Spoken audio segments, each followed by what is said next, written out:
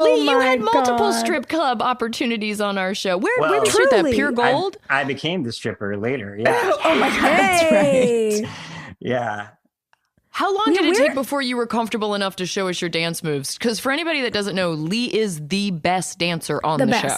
So good. Well, I mean, that was in my younger age. Now I have a 2-year-old and I can't even bend over. But, I think you guys, I've heard you talk about this on the earlier episodes. Like we saw pieces of ourselves start to being worked into the characters, and you know, we would go out, have some drinks or whatever, and we would blow off steam. We would go to like Oliver Twist, and it was 80s night. Oh my God. We would go out and just dance, and we were having fun, right? I mean, but do you remember like downtown Wilmington and it being a big deal to get into Oliver Twist? Like you had to wait in the line in Wilmington, like you were in Manhattan or something. Guys, we're on the list at Oliver Twist. And then we could only go to certain places because James could only get into like certain places that they would let him in. So. Not that he was doing anything illegal. No, not at all. Not that he wasn't 21 yet. But Lee, I will say, like, you and I laid the foundation of our friendship on loving hip hop and going dancing. Do you remember our song? Weekend. I'm going to spot. Of course I do. We loved the Yin Yang one Twins. is it? We loved the Yin Yang Twins. Oh my God. I remember that. That is our song. We would be like, you know, we would be like across the like bar or whatever. If this song would come on, it was like, you know, this. It was like the Red Sea would part because Lee and I would be screaming, running toward each other like some weird drunken version of like a slow-mo love moment in like an 80s movie. And we'd just hit the middle of the floor and like we'd get the whole bar dancing. Yeah. And this didn't happen once. It happened all the time. Like all the time. That's how we became friends with Jane Beck, because she heard we would like go out dancing. So she started coming with us, and then Jane would do push-ups on the edge of the pool tables. That's right. Oh my God. Up at Steph's bar, the one upstairs, Odessa.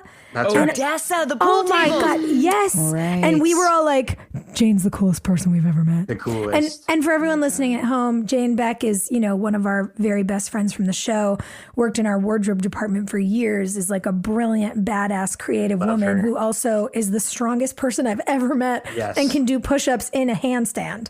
And I have to say too, guys who are listening, don't be afraid.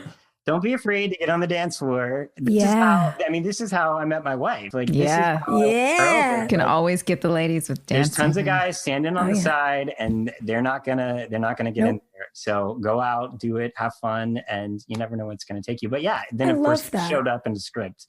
You know, 3 episodes later, where Mouth's like spying on cheerleaders and learns the cheerleading routine. And, oh my God, it's so precious. Yeah. What was your favorite episode, Lee? Oh my God. I had different ones for different reasons. I mean, I think 316, the school shooting, is like obviously important for a lot of reasons, not just the obvious ones about the subject matter, but also like the whole, you know, we didn't know if the show was going to make it because that's when the networks were combining, and I think we all felt like sort of spurred to try to do something to prove like we're worthy to like continue on or whatever. So that one's special. And then I love the very last episode where Mouth gets to give his speech about what you do matters and how you do it matters. And they set up a scholarship fund based on Jimmy and all that. So there's pieces of different ones, and then all the times we went on trips, it was just so fun whenever it was like sleepaway camps, you know? Were fun. They were He's a good traveling buddy. Let's just put it that way. Lee's also the guy that you want in your corner. We're going to get into a little segment in 1 second, but before we do that, I need everyone to know, if you're ever at a wedding and you need to sit next to someone that will get you in trouble, it is Lee Norris. We went to Tyler Hilton's wedding together. Oh my God. And they sat us at the actor table at the reception. And an actor who will remain nameless, who was much more famous than we are. We'll tell you after. We tried to include them in our conversation because, right, like we're all like small town Southern kids, like, hey man, let's be friends. You know, you engage when you meet strangers. Was this person by themselves at the wedding? No, they were with their girlfriend. Oh, okay. But Lee and I try to get this person to like engage, and we're like, mistake. Terrible idea, right? And so we're like, hey, what's up? And they just stood up and walked away, just like left. And so as the night progresses and Lee and I are on the dance floor and drinking drinks and having a great night, the whole rest of the night will have to be this. Lee would yell out, you to this guy across the wedding. And I was just like, it's such a strong move to know who your circle of friends are and to be like, we're going to roll deep tonight, friends. And I don't care that it's someone's nuptials. We're going for it. Oh my God. Oh my God. Lee's the best date. You're just a good date. So phenomenal. Lee, Stories. even We your got wedding, stories, guys. your wedding was the best. Like, I have seen photos from your wedding where I'm just like, who is that person I was dancing with? And then like, we were all just raging. It was like a sea of bodies. So fun. It was like a music festival, but it was also like a very beautiful, gorgeous, like North Carolina on the water event. But like, we just can't help ourselves. We turn it into a rager if we're all in the same room. What do you want from me? The wedding planner was like, do you want a band or a DJ? That's like the big question when you're having a wedding, right? And I was like, looking around Wilmington, I'm like, I don't know if there's any bands that are going to be able to pull off Yin Yang Twins. So how about a DJ? So, they brought in a DJ and we just, lost our minds. I loved it. When that song turned, Andrea is so sweet. Y'all, Andrea is Lee's wife. And our song came on and she just literally handed you to me. And I was like, thank you. Thank you, sister friend. This is our moment. She loves you. Yeah. I know Andrea loves me because of that moment. God, and I mean, all the years of our friendship, obviously. Yeah. But Lee Norris, the moment I realized you really loved me and that we were like really in it and we'd become best friends was when might have been 3 years into our friendship. Yeah. You finally admitted to me that you do not ever allow anyone to eat off your plate. Ever. Really? And I have eaten off of your plate since so many times. Second night we had dinner together. I just was like, oh, that looks delicious. I'm going to try that. And Lee, I didn't know, was like, oh my God. And he would eat around the bites I had taken for months, but didn't have the heart to like break my little Italian like family style spirit. And eventually he got over it and would, we would just share food. But you told me years later. And I was like, you sweet human. Well, there was something clearly wrong with me. I don't know why. It was just one of those weird things. But like, I grew up as an only child, as you did, Sophia. And so I just wasn't used to like that feast or famine environment of like, I don't touch my things, guys. Yeah. God, we do a segment here called Deep Thoughts with the Drama Queens, Lee. This is what we're going to do with all our guests. Joy, why don't you hit them with some deep thoughts? All right. So Lee, I would like to hear what your favorite and least favorite storyline with your character was. Oh my God. That you remember. I know we were saying, it's hard to remember all of them because it's a lot of episodes and a lot of in and out. So, I mean, but that just you whatever recall. comes to mind. Yeah. Yeah, there's too many. I mean, I think one of my favorites, I can't pin down a favorite. One of my favorites was just the way the whole storyline with Jimmy Edwards played out. With Colin being a friend of mine and him coming back and doing that amazing, powerful performance. And I know you'll have him on to talk about that. So doing that, and then like the follow-up episode where like Mouth gets, I think takes Jimmy's yearbook and like gets it signed by everyone and takes it to Jimmy Edwards' mom, who was played by this sweet, amazing actress who's in North Carolina, who's a professor at UNCW, who was just like, she started crying in the scene and I started crying. I was just like, that was a favorite. I loved the relationship with Brooke. I loved that it evolved from him having a crush on her thing to just being, like we are, like good friends, and just I always love those scenes. Least favorite, the scene when the fat suit. Just whatever. I can't wait till we get there. So much has been made of this thing, and I can't wrap my head around it. I'm like, what? I think the other one that I sometimes cringe about was like Mouth and he like hooked up with his boss at the TV station, and I was just like, oh, that's right. That was challenging. That You know, yes. Again, it's just it's hard. It's hard to come up with storylines, but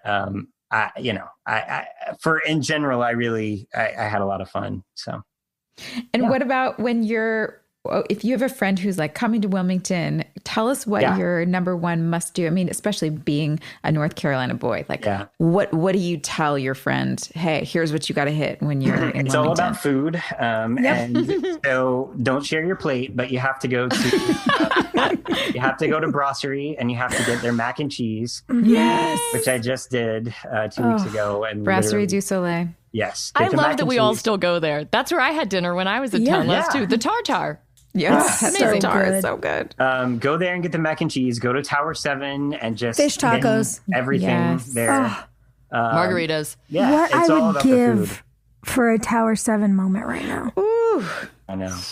And then sadly, Deluxe is no longer Deluxe, but the space is still there. It's something. It's called something else. But is it a similar vibe from Deluxe? Yeah, it is. It's still got like that nice exposed brick bar. I mean, if anybody really is a fan of the show and wants to see where we like lived our lives and aired out some talks, like the bar at Penn, I think it's called Pinpoint now. Like, just sit there and like our it's ghosts got our roaming secrets. around. Yeah. Well, do you remember when we shot the pilot, the Dawson's Creek kids were still wrapping their last season?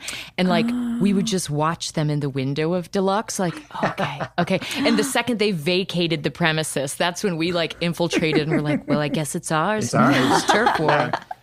I think about that bar, and I think about that amazing line we all loved from the first episode when Karen says that place knows too much. And I'm like, ooh, Deluxe knows too Deluxe and much. Firebelly. Oh my God, Firebelly. Amazing. All I'm saying is, didn't they have like super cheap tacos at Firebelly? Like, you get a taco for like 50 cents. Yep. Hilarie, I think you and I used to go. Like, we would meet each other on like Thursday. I lived above $2 it. tacos. Yeah. They would order that beer Hoegaarden for me because that's the beer that I liked. And when I moved, they gave me all the cases that they had in the basement because they were like, no one else drinks this shit, Hilarie. Like, you're the only one. So if you're moving, take it. So Take funny. it with you. That's Wilmington. That sums up Wilmington. Good neighbors. I'm curious from your perspective as, I mean, you were there with us so we have all these onset memories, and we were saying it was hard to separate what the audience was seeing and why the show kind of took on this pop culture zeitgeist, like phenomenal, like just went off and blew up. God, I can't talk. But you know what I'm saying? So like, for all of us, it was hard to really see why and how that happened and what that was like for the audience, because they were all wrapped up with the behind the scenes stuff that we were experiencing. But because you were in and out a little bit more, can you explain a little bit about why do you think the show just took off the way that it did and stuck? Yeah, that's a great question. I think particularly being at Wake Forest as a senior in college while the first season started airing, like when the pilot aired, I was at Wake and my friends like threw a premiere party in the auditorium, in the like communications auditorium, and like my friend made cookies, and we were in the seats like watching it, and I was like telling them all, I was like, because the OC had just come out, and we were like, there was all this fanfare, and I was like, well, it's kind of like the OC, but better, hopefully, and like it's a little more like North Carolina, and I was just trying to explain it. Less sexy. I think it was an interesting perspective to be able to see like real kids like watching it and reacting to it. And I think it's a lot of what you guys have touched on. I think just to be perfectly honest, I think you three are a huge reason of why the vulnerability and the things that you guys tapped into as actresses,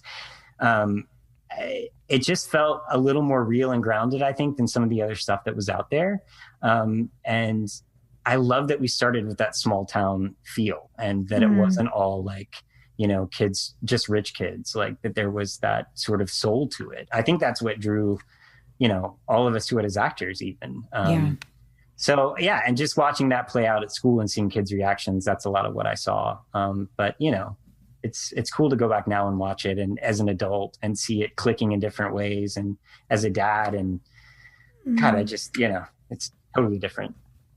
Yeah, now that you're a dad, like Lee, you've done a little bit of everything. You've done a ton of TV, you've done a ton of movies. Like in this chapter, what would you want to do next? Me, I want like a cushy Disney Channel job where I just play a mom that comes in and like wags my finger and then I go home, What's your dream gig at this point in your career? I don't know. I mean, I feel so lucky. Like I feel really fulfilled in a lot of ways. I mean, for me, any character that is like even going off and doing the little role in Zodiac was so fun for me because it wasn't the nice kid. It was this creepy kid who's like out with this married woman and like he's wearing 3 layers of clothes and like something's up with this kid. Like, just playing sort of off characters is kind of fun for me because it's just so different than the quintessential nice guy or nerdy character. So anything that offers depth like that is fun. But, I'll still do the nice guy stuff too. And what's Greyhound about? Tell us about Greyhound. That's your next project. So Greyhound was this amazing movie that was supposed to have a great, big release in theaters pre-COVID, obviously. And so when COVID came along, it ended up Apple TV snapped it up and made it available. But yeah, it's Tom Hanks. It's just Tom Hanks, guys. Sorry, Lee's off just working with Tom Hanks in the world. He wrote the script based on a book, and they asked if I wanted to audition for it. It was like Messenger number 2, and I was like, I don't care if it's Messenger 47. If I get to hang out with Tom Hanks for 2 months, I will audition. 47. Whatever, So I did, and I was so lucky to get to do it. And I spent 2 months in Louisiana shooting with him and these other guys, and we were on this. They made the fake bow of the ship and we were on a gimbal that was controlled electronically. So they were like shifting us around and throwing water on us and wind. Wow. And it was like a masterclass to just stand 5 feet from Tom Hanks and watch him day in and day out. And then, go up and have my interactions with them. And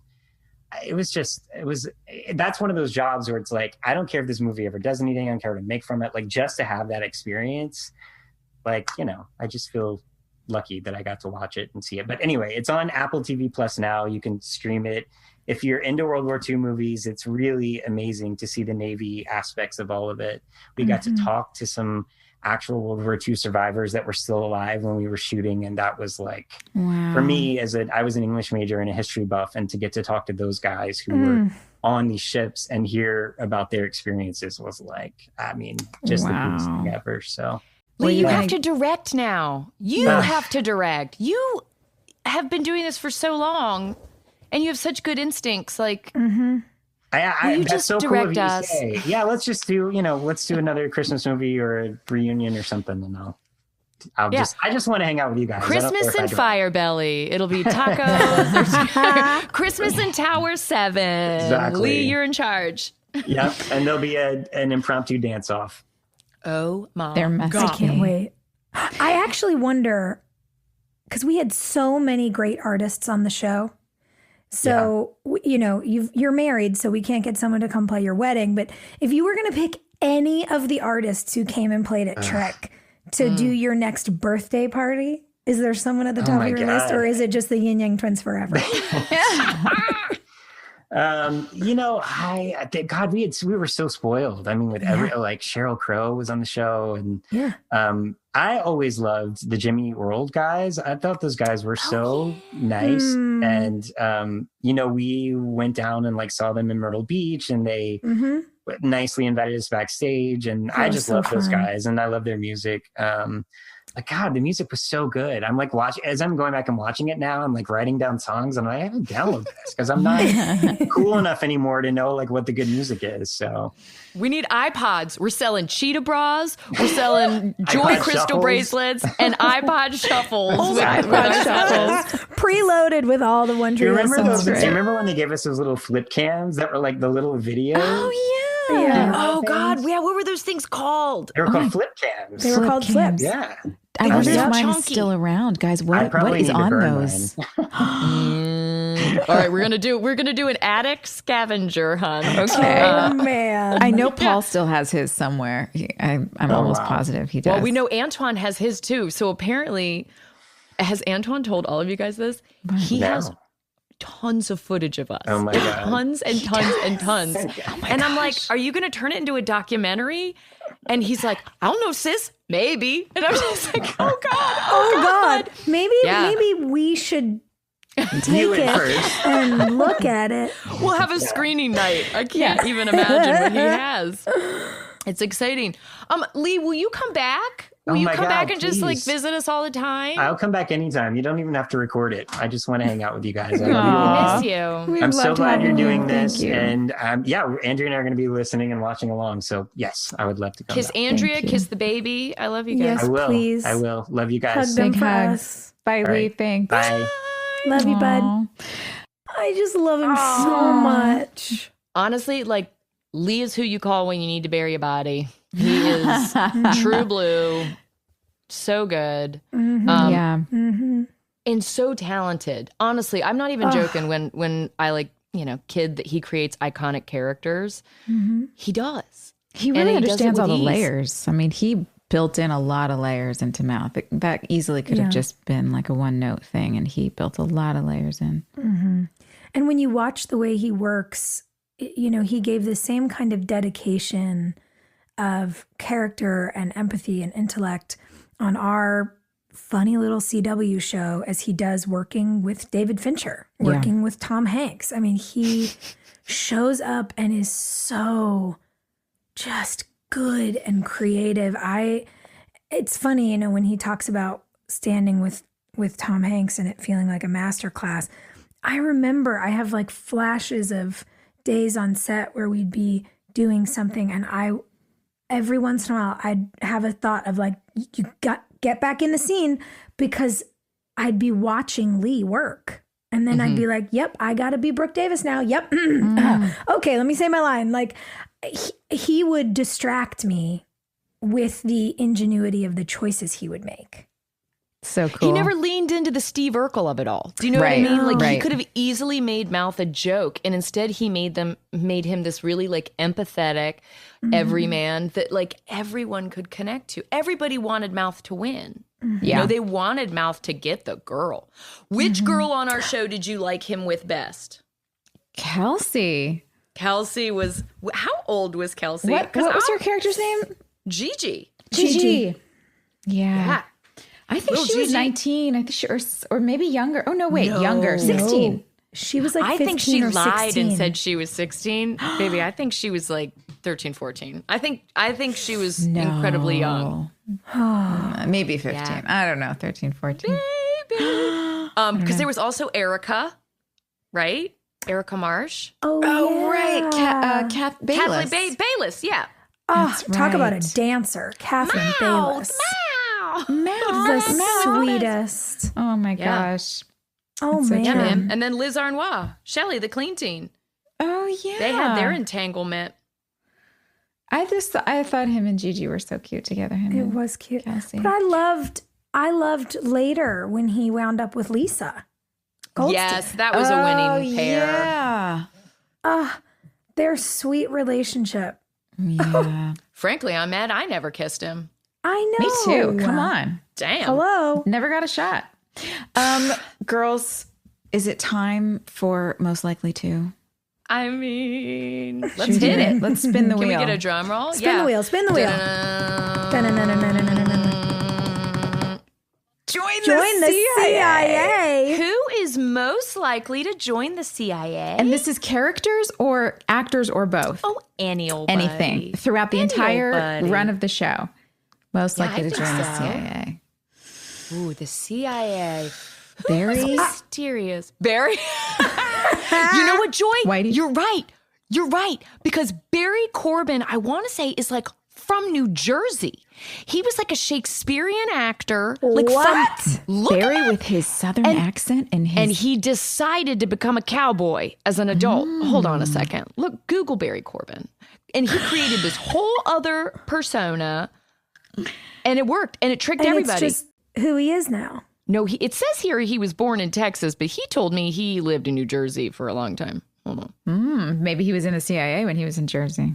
I'm saying, he's telling stories. I will say, though, after our analysis of Lee Norris's incredible acting skills, I feel like he'd be great in the CIA. Oh, yeah, he could pull it off for sure. As like one of those actors, like, you know, they've been doing it since the 40s. I guess they would have actors. Betty Grable was working for, you know, so that you fly over and you just go to a restaurant for dinner, but you're actually like passing off a package to somebody in the kitchen. I think Lee could pull that off. Yeah. Yeah. Because he can be the life of the party, and he can completely, you know, put his 3 layers on and disappear in the corner. And I wish he was still here. Good. We should do this with our guests next time. I know. All right, so which character would join the CIA? We have a couple like teammates, but who is elusive? I mean, Karen disappeared for a very long time and like came back with a man that none of us knew. Like Andy. Cute Andy. She had a whole other life that we never got to see. She was also definitely in the CIA. Michael Trucco's character, who suddenly appeared out of like nobody knew the race he existed. car guy. Yeah, I'm not complaining Uncle about Cooper. that. Trucco was Uncle a babe. Trucco was such a babe. Is such a babe. Who else? Yeah, those feel like real good choices to me. Yeah. Okay. We're good at this game. All right, we'll play it again next week. Sounds good. Thank you guys for joining us. Episode 3 of One Tree Hill. We're so excited to watch it. Come back next week and watch another and talk with us about it. Well, listen to us talk, but you know, we want to hear your thoughts too. So send us your an questions email and reach out to us. Yeah, and guys, we are loving your feedback on socials, hearing about your realizations and the scenes you had forgotten about, and your artwork.